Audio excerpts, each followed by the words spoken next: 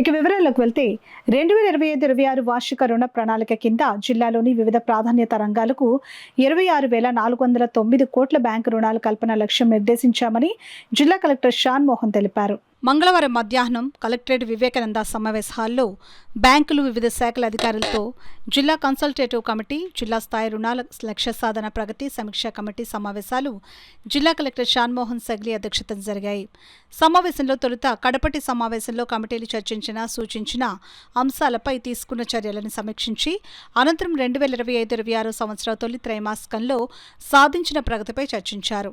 అలాగే 2025-26 ఆర్థిక సంవత్సరంలో జిల్లాలోని వివిధ రంగాలకు నిర్దేశించిన వార్షిక రుణ ప్రణాళిక డాక్యుమెంట్ను ఆవిష్కరించారు. ఈ సందర్భంగా ఆయన మాట్లాడుతూ, గత మార్చి 31తో ముగిసిన ఆర్థిక సంవత్సరంలో జిల్లాలో వివిధ ఆర్థిక రంగాల వారీగా నిర్దేశించుకున్న వార్షిక రుణ లక్ష్యాలను మించి రుణాలు కల్పించినందుకు బ్యాంకర్లకు అభినందనలు తెలిపారు.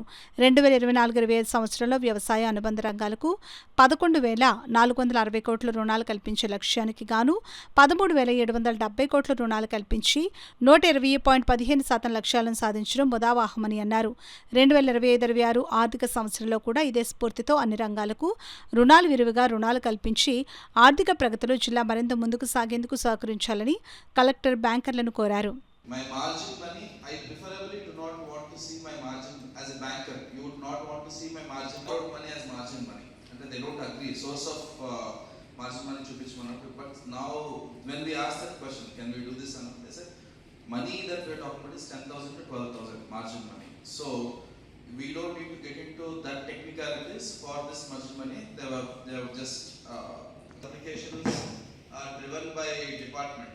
And how many of these applications are not driven by department of voluntary version of Telugu. I want to understand the rejection